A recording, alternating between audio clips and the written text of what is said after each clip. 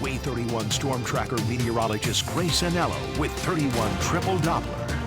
Our last 31 alert day of the week still in effect, but coming to an end. Just about 40 minutes left of that, and then we'll say goodbye to the alert day, at least for today. I am tracking still a bitterly cold day today. We will stay below freezing throughout the day. I'm also going to get you a pretty detailed look at exactly what you can expect for your roadways based on the rest of this week's weather. And I'll go ahead and tell you it's throwing a couple curveballs our way. All right, well, one thing before we get started, I just want to let you know, in the city of Huntsville, we have now been below freezing for 63 straight hours, which is not a record, but it sure does feel like it. That 31 alert day coming to a close, ending at noon today as a result of those bitter cold temperatures and then these sheets of ice that are blanketing our roads. Now, the good news is a large part of the reason why that alert day is about to end, our wind chill advisories are getting out of the way. They're actually already expired. They expired at 9 o'clock this morning. So we're still very, very cold, but we're not seeing as big of a gradient between the forecasted temperature and the temperature that you feel. Now it's only about 5 degrees where it used to be closer to about 15. So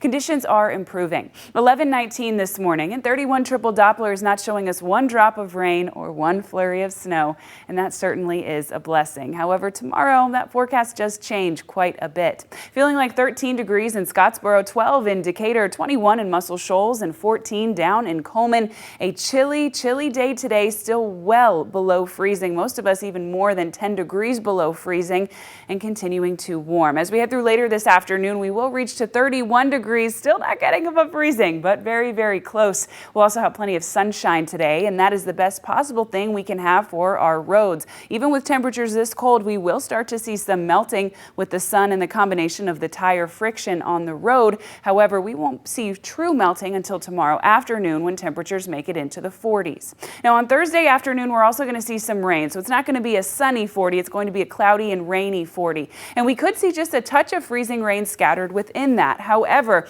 I think most of us will end up avoiding that, and most of us will just have some good old-fashioned rain in the forecast. It stays with us through lunchtime, through dinner time, and then gets out of our way in the wee hours of the morning. Now, here's what I really want to talk to you about, and it's a lot of information, but I promise we'll make it make sense. All right, temperature today, 31 degrees, but for the reasons we talked about with the tire and car friction, as well as the sunshine, we will see a significant amount of melting. However, anything that doesn't truly evaporate will refreeze overnight. Our overnight low temperature is 15 degrees. The trouble is when that refreezes, it will do so as black ice, which is essentially invisible until you're on top of it, and very, very dangerous. So I'm expecting Thursday morning's road conditions to be some of the worst that we've seen in a while. We'll start to see some thawing and melting later in the afternoon as we get closer to that 41-degree temperature. But again, the same story. Tomorrow we won't have the sun, so any true evaporation is expected to be limited, which will refreeze again overnight into first thing on Friday.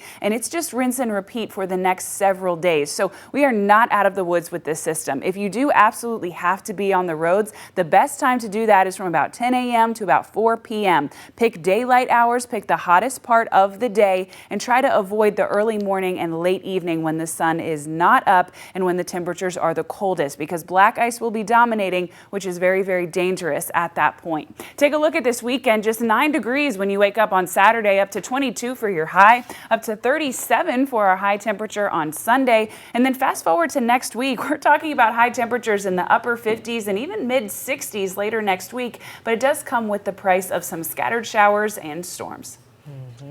I'm Grace. With the good, and we got the bad, right? I know, I'll take the storm. Give me as many storms as you want if it's 65 degrees. Get us past this cold. That's all we need to do. We're in the home stretch. Thank you, Grace.